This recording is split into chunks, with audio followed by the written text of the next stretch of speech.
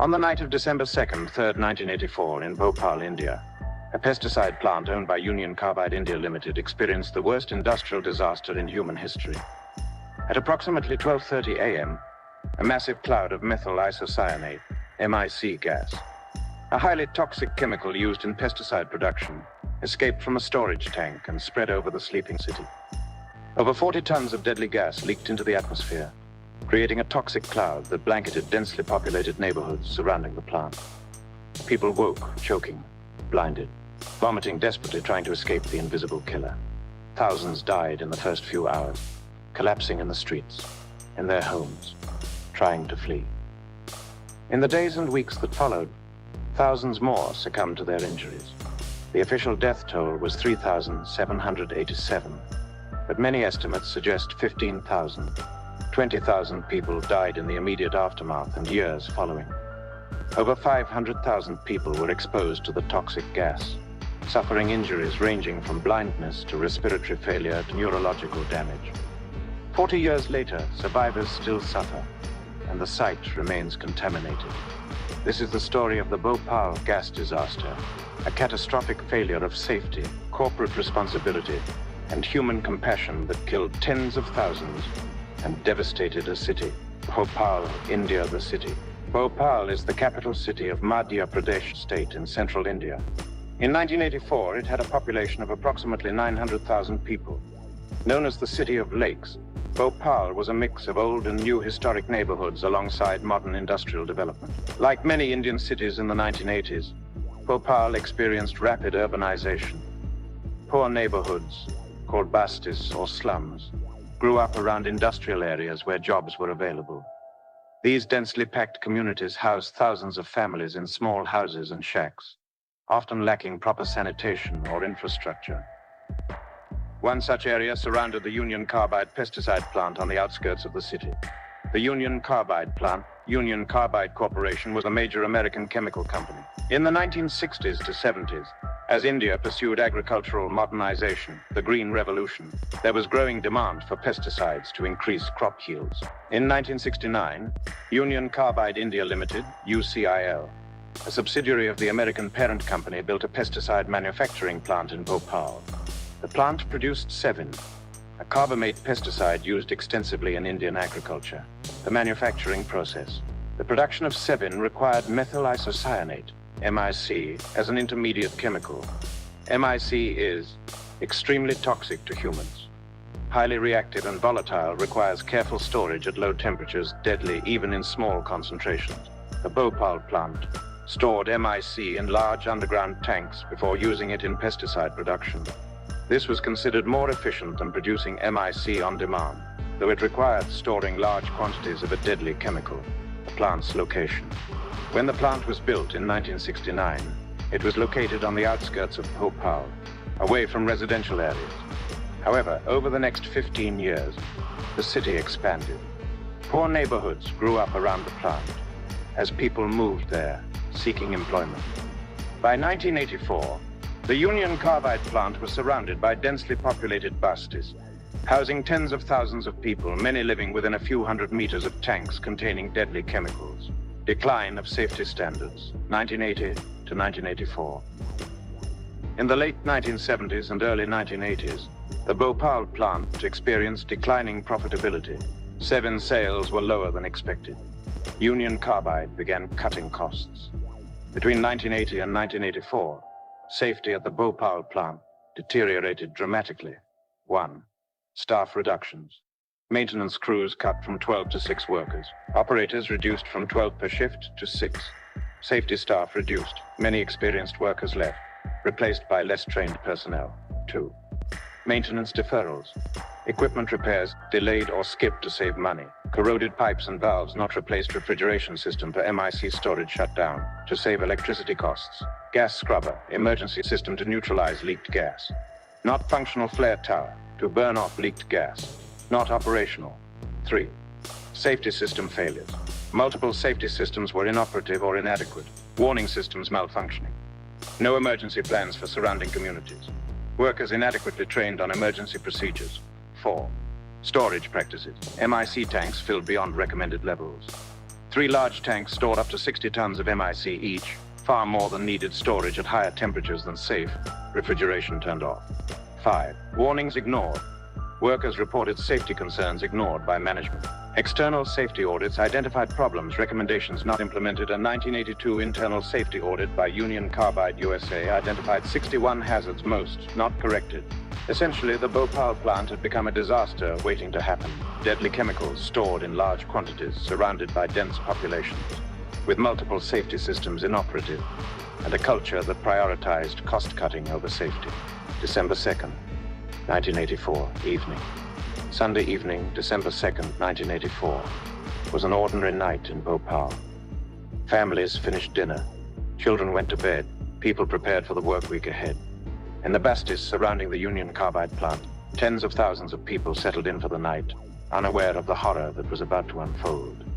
At the Union Carbide plant, the night shift began work. The plant was operating at reduced capacity. 3 large storage tanks held methyl isocyanate. Tank E610. Mostly empty tank E611. Mostly empty tank E610, sometimes called 610. Containing approximately 40 tons of MIC, the night shift crew began routine maintenance operations, including washing out pipes connected to the MIC storage tanks. What went wrong 11 p.m. to 12:30 a.m. The exact sequence of events is still debated, but the most widely accepted account is 11 p.m. maintenance operation. Workers began washing out pipes connected to MIC storage tank E610. This involved using water to flush the pipes. However, proper isolation procedures were not followed. Critical error. A valve that should have isolated the storage tank from the washing operation was either not closed or had failed. Water began entering tank E610, which contained 40 tons of MIC, the chemical reaction. When water mixed with MIC, it triggered a violent exothermic, heat-producing reaction. The temperature inside the tank began rising rapidly. Pressure built up as the reaction produced gases. The MIC began boiling and vaporizing. The reaction accelerated as temperature rose, a runaway reaction. 11:30 p.m., 12 a.m. Workers noticed problems. Pressure gauges showing dangerous readings, temperature rising in tank E610, leaks detected in the area. Workers tried to activate emergency systems. 1. Refrigeration system, not operational, turned off months ago to save costs. 2. Gas scrubber, supposed to neutralize leaked MIC with caustic soda, but was not operational, even if working, inadequate for this volume of gas. 3. Flare tower, supposed to burn off leaked MIC, but was not operational, under repair, even if working, inadequate for this volume. 12:15 a.m., 12:30 a.m. The situation became catastrophic. Pressure in tank E610 reached critical levels. At approximately 12:30 a.m. on December 3rd, 1984, the tank ruptured a relief valve. Approximately 40 tons, some estimates say up to 42 tons, of methyl isocyanate gas began venting into the atmosphere at tremendous pressure. The gas emerged as a deadly cloud and spread over the sleeping city. The gas cloud, 12:30 a.m. to 2 a.m. The MIC gas cloud was heavier than air, sank to ground level where people live. Invisible, people couldn't see it coming. Highly toxic, deadly in concentrations of just a few parts per million. Spread by wind, carried over several kilometers. The gas cloud spread south and southeast from the plant, directly over the densely populated bastis. Jayaprakash, Naga Cholanu Arif, Naga Nishatpura, and many other neighborhoods. Effects on humans. Methyl isocyanate attacks the human body in multiple ways. Immediate effects. Severe eye irritation and blindness. Gas reacts with eye moisture. Respiratory distress. Lungs filled with fluid. Choking, coughing, vomiting. Burning sensation in throat and lungs. Panic and confusion. Within minutes, pulmonary edema. Lungs filled with fluid, drowning on land. Respiratory failure, cardiac arrest, death. The night of horror, 12:30 a.m. to dawn. For the people of Bhopal, the gas leak created scenes of absolute horror that survivors describe as apocalyptic. 12:30 a.m., 1 a.m.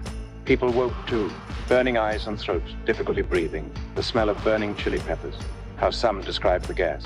Children crying and vomiting, neighbors screaming. Most people had no idea what was happening.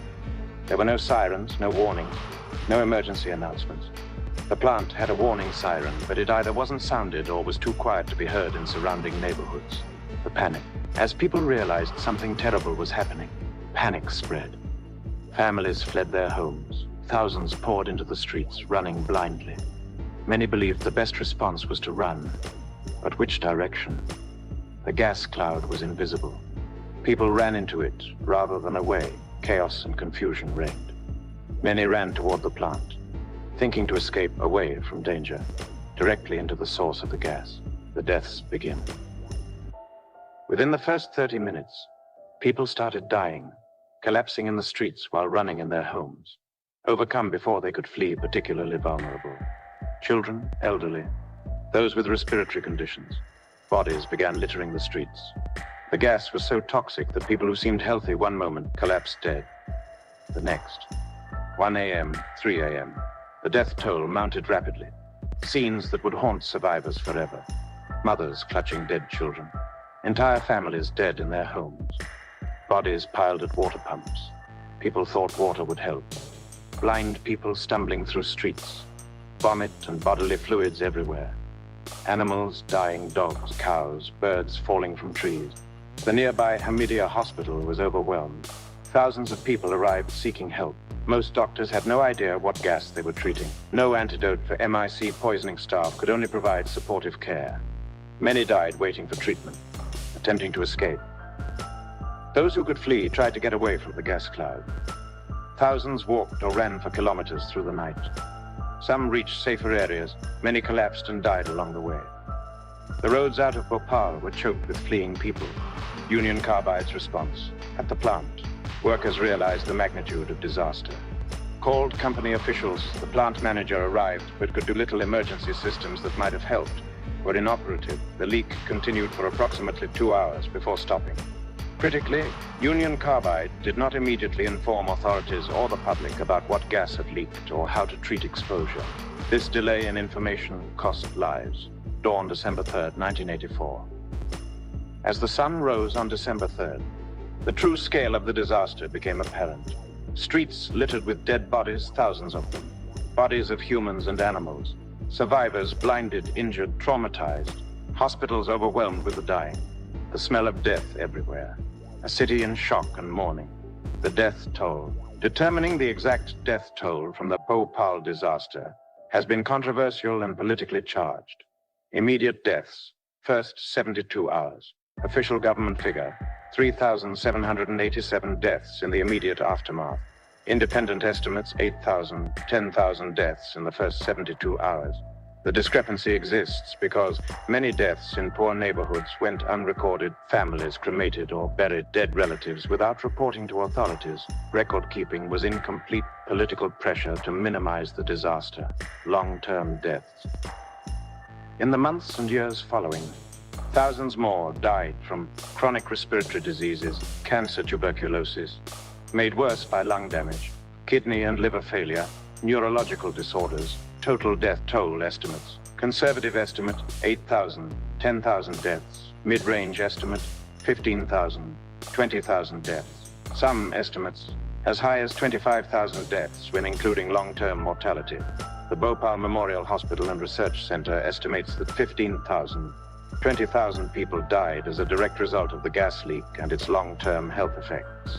The injured, over 500,000 exposed. More than 500,000 people were exposed to the toxic gas.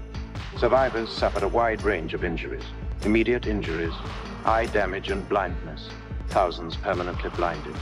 Severe respiratory damage, chemical burns, neurological damage, chronic health problems, chronic obstructive pulmonary disease, COPD, pulmonary fibrosis, lung scarring, recurring respiratory infections, tuberculosis at rates far higher than general population, cancers, particularly lung and upper respiratory cancers, reproductive health problems, birth defects in children of survivors, neurological disorders, psychological trauma, PTSD, depression, anxiety. 40 years later, survivors still suffer from health problems caused by that night. The immediate aftermath, chaos and confusion. December 3rd, 1984. Mass funerals. Thousands of bodies had to be disposed of quickly. Hot climate, disease concerns, mass cremations and burials. Many victims never identified. Families searching desperately for missing relatives. Medical crisis. Hospitals overwhelmed, shortage of doctors, medicine, equipment. Doctors treating symptoms without knowing the exact chemical or antidote. Union Carbide initially refused to provide detailed information about MIC's effects or treatment. Government response: Madhya Pradesh. State government declared emergency, federal government sent assistance. But response was chaotic and inadequate. Lack of emergency planning meant improvised crisis management. Media coverage. International media descended on Bhopal. Images of the disaster shocked the world. Pressure mounted on Union Carbide and governments. The investigation: what caused the leak?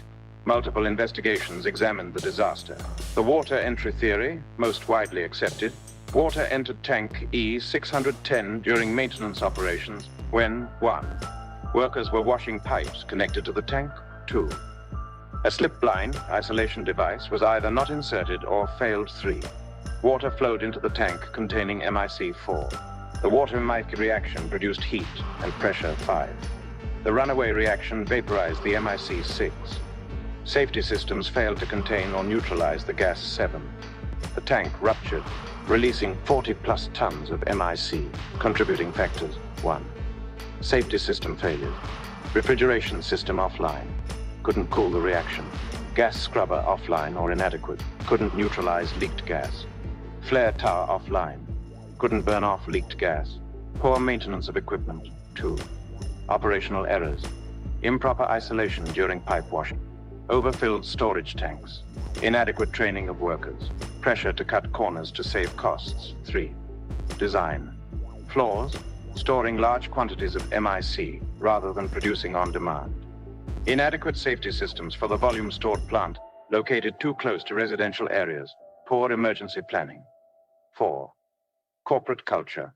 Cost-cutting prioritized over safety audit recommendations ignored. Warnings from workers ignored. Inadequate oversight by parent company, Union Carbide USA. 5. Regulatory failures. Indian government regulations.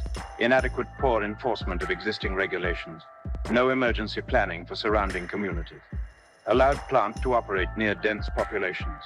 Sabotage theory. Union Carbide later claimed the leak was caused by sabotage, that a disgruntled worker deliberately introduced water into the tank. This theory is widely rejected by independent investigators, survivors groups, most experts. Evidence points overwhelmingly to systemic safety failures rather than deliberate sabotage. Legal aftermath. The fight for justice. Immediate response. December 7, 1984. Union Carbide CEO Warren Anderson flew to Bhopal. He was briefly arrested by Indian authorities, then released. He fled India and never returned. India sought his extradition for years. US refused. Criminal charges. Indian government filed criminal charges against Union Carbide and individual executives. Charges included culpable homicide, manslaughter. Warren Anderson and other executives charged, but extradition denied. Cases dragged on for decades. Civil litigation. Thousands of lawsuits were filed in both India and the United States. US. Lawsuits. Victims filed lawsuits in US courts against Union Carbide Corporation. Union Carbide argued cases should be heard in India. Forum non convenient. US. Courts agreed cases sent to India. The settlement, 1989. In 1989, the Indian government reached a settlement with Union Carbide. Union Carbide paid $470 million. In exchange, all civil and criminal charges were dropped. The settlement was hugely controversial. Victims felt it was inadequate, worked out to about $501,000 per victim. It absolved Union Carbide of criminal responsibility. Many victims never received their compensation. Corruption and bureaucracy meant delays in distributing funds. Criminal case reopened, 1991. After public outcry, the Indian Supreme Court reinstated criminal charges against Union Carbide and executives. 2010 criminal verdict, 26 years later. In June 2010, 26 years after the disaster, an Indian court convicted 7 former Union Carbide India executives of causing death by negligence. Sentences to 2 years in prison, fine of 100,000 rupees, about $2,100 each. The sentences were seen as laughably inadequate given the scale of death and suffering. Most convicted were elderly and out on bail during appeals. Warren Anderson, declared a fugitive by Indian courts, lived freely in the United States until his death in the 2014. Never faced trial. Never returned to India. Corporate evolution. 2001. Dow Chemical purchased Union Carbide Corporation. Dow has refused to accept liability for Bhopal. Claims it purchased assets, not liabilities. Continues to refuse compensation beyond the 1989 settlement. Environmental contamination, ongoing crisis. The Bhopal disaster didn't end in 1984. The site remains contaminated to this day, the abandoned plant. After the disaster, Union Carbide abandoned the Bhopal plant, left behind contaminated equipment, chemicals, and waste materials. No proper cleanup conducted. Groundwater contamination. Studies have found toxic chemicals leached into groundwater, heavy metals, pesticides, chlorinated compounds. Communities near the plant still drinking contaminated water. Health problems continue in these areas. Birth defects in children born decades after the disaster. Cleanup responsibility. Dow Chemical refuses responsibility for cleanup. Indian government has been slow to act. Cleanup costs estimated at hundreds of millions. Site remains toxic 40 years later. Second-generation victims. Children born to survivors and those living near the contaminated site suffer. Birth defects, developmental disabilities, health problems from contaminated water, economic hardship from parents' disabilities, the human cost, survivors' stories. The Bhopal disaster destroyed generations. The blinded, thousands were permanently blinded by the gas, lost ability to work and earn, became dependent on family or charity. Many suffered additional health problems. Orphans. Thousands of children lost parents. Some lost entire families. Many ended up in orphanages or on streets, lost education opportunities and support. Widows. Thousands of women lost husbands, lost family income, faced social stigma, struggled to support children. Many fell into poverty, health burdens. Survivors lived with chronic illnesses, constant medical expenses, inability to work, reduced life expectancy, poor quality of life, psychological trauma, PTSD from the night of horror, depression, and anxiety, trauma passed to children, economic devastation, loss of wage earners, medical expenses, inability to work, generational poverty, global impact changes in industrial safety. The Bhopal disaster had worldwide effects on industrial safety. U.S. changes. 1. Emergency Planning and Community Right to Know Act, 1986. Required facilities to inform communities about hazardous chemicals, emergency planning for chemical disasters, public access to information about local hazards. 2. Chemical safety improvements, enhanced safety requirements, better emergency response planning, improved worker training. 3. Process safety management, regulations requiring systematic safety management, hazard analysis requirements, mechanical integrity programs, international changes. Many countries strengthened chemical safety regulations, international conventions on industrial safety, greater emphasis on community emergency planning, corporate responsibility standards. However, despite these changes, similar disasters have occurred. Often in developing countries with weaker regulations, corporate cost-cutting still prioritizes profits over safety. Bhopal's lessons not fully learned. Why Bhopal happened. Root causes. The Bhopal disaster resulted from multiple failures. 1. Corporate greed. Cost-cutting prioritized over safety, profit maximization. Above all, inadequate investment in safety systems, ignoring safety audit recommendations. 2. Regulatory failure. Weak Indian regulations. Poor enforcement. Government allowed plants near dense population. No emergency planning. 3. Colonial/neo-colonial attitudes. Double standards. Safety measures in U.S. Plants not implemented in India. Attitude that Indian lives were less valuable. Technology transfer without safety transfer. 4. Poverty and development. Poor communities living near hazardous plants for jobs. Lack of political power to demand safety. Government prioritizing development over safety. 5. Information asymmetry. Workers and community not informed of risks. Company withheld information about chemical hazards. Delayed. Sharing treatment information after leak. 6. Systemic neglect. Deferred maintenance. Understaffing. Inadequate training. Culture of cutting corners. Bhopal today, 40 years later. December 2024 marks 40 years since the disaster.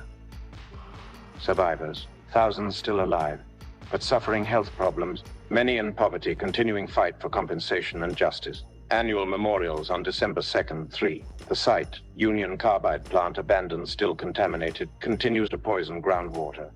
No comprehensive cleanup completed. Justice. Criminal convictions inadequate. Warren Anderson died without facing trial. Dow Chemical refuses liability. Most victims feel justice denied. Compensation. Many still haven't received full compensation. Amounts inadequate for lifelong health problems. Bureaucracy and corruption delayed payments. Health crisis. Survivors still need medical care. Second generation suffering, specialized medical facilities inadequate. Memory. Bhopal remembered as worst industrial disaster, lessons about corporate responsibility. Warning about prioritizing profits over people, symbol of environmental injustice. The questions that remain. Could it have been prevented? Absolutely. With proper safety systems maintained and operational adequate staffing and training. Safety prioritized over costs, regulatory oversight, emergency planning. Why so many died? No warning systems, no emergency plans. Dense population near plant, inadequate medical response company, delayed sharing treatment info. Why no justice? Weak enforcement, corporate power, political will, lacking extradition, denied, inadequate settlement. Could it happen again? Yes. Similar conditions exist. Hazardous plants near populations. Weak regulations in some countries, corporate cost-cutting, inadequate emergency planning. Conclusion. On the night of December 2, 1984, a pesticide plant in Bhopal, India, leaked over 40 tons of deadly methyl isocyanate gas over a sleeping city. The gas cloud killed thousands in the first hours. Estimates range from 8,000 to 10,000 immediate deaths, with total deaths possibly reaching 15,000. 20,000 when including long-term mortality. Over 500,000 people were exposed, suffering injuries from blindness to chronic respiratory disease to neurological damage. The disaster was entirely preventable. Safety systems were inoperative. Cost-cutting was prioritized over human life. Warnings were ignored. Poor neighborhoods were allowed to grow around a plant storing deadly chemicals. Emergency planning was non-existent. When disaster struck, there were no warnings, no emergency response. No information about treatment. People died in the streets, in their homes, fleeing blindly from an invisible killer. In the 40 years since, justice has been denied. Union Carbide paid an inadequate settlement. Criminal convictions were laughable. The CEO who fled India died without facing trial. The site remains contaminated. Survivors still suffer. The Bhopal gas disaster stands as the worst industrial disaster in human history. A testament to corporate negligence and greed, a failure of regulation and governance, an environmental justice catastrophe, an ongoing crisis for survivors. Rest in peace to the estimated 15,000, 20,000 people who died from the Bhopal gas leak. Your deaths were preventable. You were failed by Union Carbide, by governments, by a system that valued profits over human life.